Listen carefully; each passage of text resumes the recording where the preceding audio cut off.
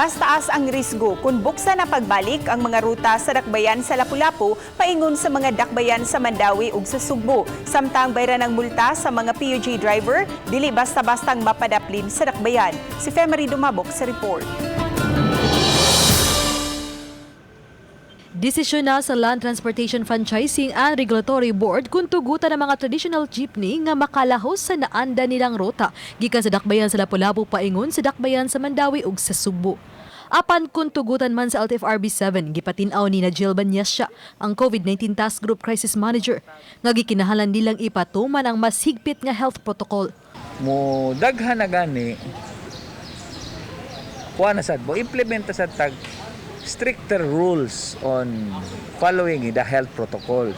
Giyawag ni Banyasya ang mga pasahero sa mga PUJ ug sa mga tricycle nga mosupak kung mas daghang mga pasahero ang makasakay sa PUJ ug tricycle nga sobra sa gitugot.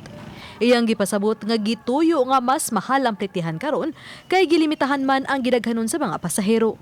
Nailad pa ka sa plite, kuyaw pang imong kinabuhi kay nakasikat ka sa tao nga wa na mo subay sa safety health protocol.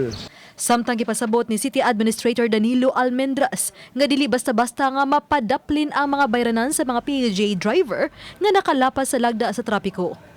Ang pagpabayad sa mga bayranan sa traffic violation usa sa mga rekisito aron tugutang makabiyahe pagbalik ang mga PUJ driver. Padayon to. Kana pwede na makuan. Pwede na maway pero there must be another ordinance on that regard. Uban ni Godfrey Rilien, ako si Femery Dumabok. Balitang Bisdak.